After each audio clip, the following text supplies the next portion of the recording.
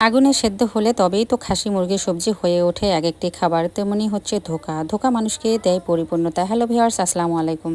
নিয়মিত আজকে একটু ব্লগ নিয়ে আসলাম আপনাদের সামনে। আশা করছি আপনারা সবাই ভালো আছেন। আলহামদুলিল্লাহ আমরাও ভালো আছি। আর আজকে হচ্ছে জুম্মার দিন, শুক্রবার, সবাই হচ্ছে বাসায় আসি, তাই ভাবলাম যে সকালবেলা হচ্ছে একটু খিচুড়ি রান্না করি। তো এই খাসির চর্বিগুলো হচ্ছে অনেকদিন ধরেই আমার ফ্রিজে ছিল, তাই আজকে হচ্ছে এগুলো আর কি গতিটা চাপাইলাম।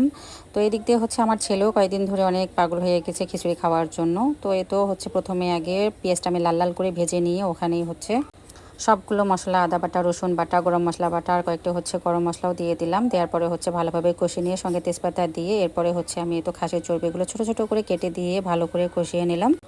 এরপর হচ্ছে কিছুক্ষণ কষানোর পরে পরিষ্কার করে রাখা আমার হচ্ছে চাল আর ডালটা, এগুলো কিন্তু হচ্ছে আমি আতপ চাল নিয়েছি। আর এই চালটার খিচুড়ি খেতে কিন্তু অনেক ভালো লাগে। আর এই চালটাও কিন্তু আমরা হচ্ছে রমজান মাসে যেটা হচ্ছে বুট বিরিয়ানি করে থাকি আর কি, এটা প্রত্যেকবারই আমার শাশুড়ি আম্মা আর কি হচ্ছে অনেকগুলো চাল এভাবে রেডি করে রেখে দেয় আমাদের জন্য। তো এদিক দিয়ে চালটা একটু ভালোভাবে ভেজে নিয়ে পানি দিয়ে তো হচ্ছে ঢাকনা দিয়ে আমি প্রায় 3টা সেচ দিয়ে নিয়েছি। মাশাল্লাহ আমার খিচুড়িটা হয়ে গেছে। আর এদিক দিয়ে আমার ছোটো যা মাছ পেয়েছে আমাকে ডাকতেছিল মাছগুলো নেওয়ার জন্য। ওর হাজব্যান্ড আবার রাস্তার পাশে হচ্ছে জাল আর হচ্ছে টোপর না টামাই বলে, আপনাদের এলাকায় কী বলে অবশ্যই একটু জানাবেন। তো ওগুলো হচ্ছে বসিয়ে দিয়েছি এখানে থেকে। সুন্দর হচ্ছে গড়াই মাছ পড়েছে, তো এই গড়াই মাছ দেওয়ার জন্য আমাকে ডাকলো। তো মাশাল্লাহ ভালোই হলো, এই গড়াই মাছগুলো হচ্ছে ভর্তা করে খাওয়া যাবে।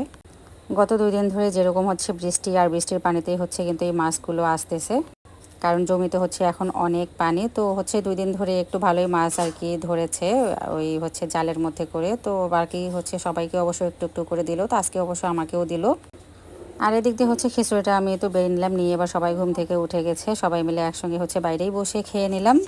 আর এদিক দিয়ে হচ্ছে আমরা এই তো আজকে ধান ভাঙতে দিচ্ছি। আমরা কিন্তু হচ্ছে আগে ধান সিদ্ধ শুকান করে বেশি করে রেখে দিই একেবারে 6 মাসের জন্য। আর যখন হচ্ছে চাল শেষ হয়ে যায় তখন হচ্ছে এরকম 2-1 বস্তা করে আমরা ধানটা হচ্ছে ভেঙে নিয়ে আসি। আর এই গুঁড়াটাও আমাদের কাজে লাগে, গুঁড়াটা হচ্ছে গরুকে খাওয়াই।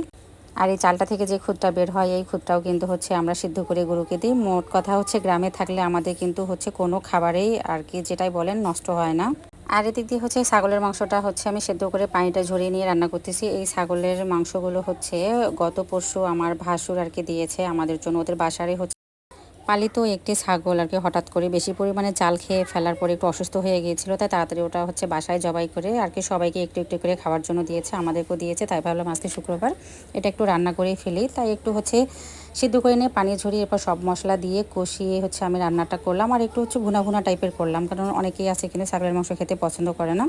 তাই হচ্ছে এভাবে একটু 2টা আলু দিলাম। আর আলু না দিলে তো আমার চলেই না, আমার মাংসের মধ্যে আলুটা খেতে কিন্তু বরাবরই ভালো লাগে। তাই হচ্ছে 2টা আলু দিয়েই হচ্ছে আমি মাংসটা একটু কষা কষা করেই রান্না করে নিলাম।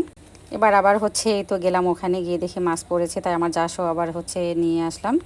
আর এদিক দিয়ে আমাদের কাঁচকলাটা হচ্ছে একটু বড় হয়ে গিয়েছে, তাই হচ্ছে আমার হাজব্যান্ড একটু সুন্দর করে কেটে দিল। আর ভাবি এসে তো চালগুলো হচ্ছে ঝেড়ে দিলে, ভাবি কিন্তু এতদিন ছিল না, ভুরুঙ্গামারিতে ছিল। গ্রামের এই আমাদের ভিডিওগুলো ভালো লাগলে অবশ্যই একটু লাইক দিয়ে পাশে থাকবেন। আল্লাহ হাফেজ।